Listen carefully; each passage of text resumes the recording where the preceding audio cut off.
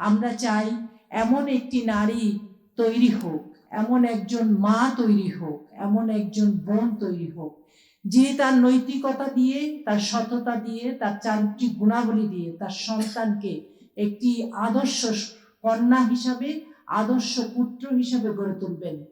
সেই পুত্র যেন হয় না কারো ধর্ষণকারী, সেই কন্যা যেন হয় না কারো দ্বারা আক্রান্ত, সে যেন নিজেকে রক্ষা করতে পারে, এবং সেই পুত্র যেন এই সন্তানকে, এই বোনকে, এই মাকে একটি রহমতের ধারা দিয়ে, একটি তার সততার ধার দিয়ে বলাই বানিয়ে তৈরি করতে পারে একটি সুন্দর বাংলাদেশ। সম্মানিত সাংবাদিক ভাইরা, নৈতিক বোধ সম্পন্ন মা ও বোন তৈরি হওয়ার মাধ্যমেই, নৈতিকতা বোধ সম্পন্ন পরিবার তৈরি হওয়ার মাধ্যমেই এই সমাজ পরিবর্তন করা সম্ভব। আমরা একটু আগেই শুনেছি, সমাজে বিদ্যমান অনেক আইন রয়েছে, কিন্তু সেই আইনের প্রয়োগ নেই। আইনের প্রয়োগ নেই বলে অন্যায়ের এই অব্যাহত ধারা চলছে এবং চলছে। এত ছোট ছোট শিশুদেরকে দেখে কোন মানুষটির এরকম পাশবিক নির্যাতনের ইচ্ছা জাগ্রত হয়? সেই পশুর মুখগুলিকে বন্ধ করে দেওয়ার জন্য আমাদের একটি প্রতিরোধ করে তুলতে হবে। আমরা জানি, অনেক সময় আমরা শুনি যে আমরা আসলে এইরকম পরিবেশে হতাশ হয়েছি, এইরকম পরিবেশে আমরা নিজেদেরকে ঠিক মানাতে পারছি না।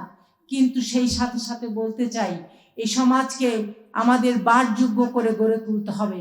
আমাদের ভবিষ্যৎ প্রজন্মের জন্য এই সমাজকে সুন্দর করে তৈরি করতে হবে।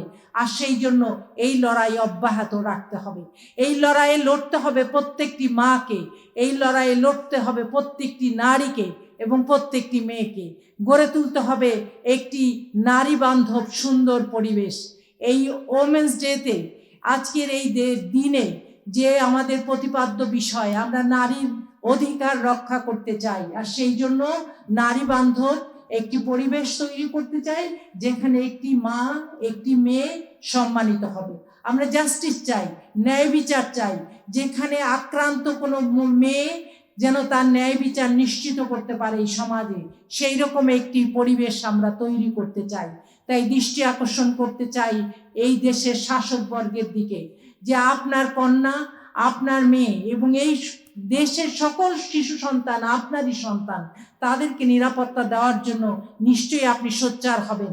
আপনি আইনের প্রয়োগকে ত্বরান্বিত করবেন। আপনি এই আইনকে যথাযথভাবে প্রয়োগের জন্য যেখানে যা যা করা প্রয়োজন সেটি করবেন।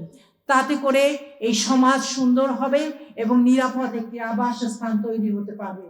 সেই জন্য আমরা রাইট চাই, কিন্তু সেই সাথে সাথে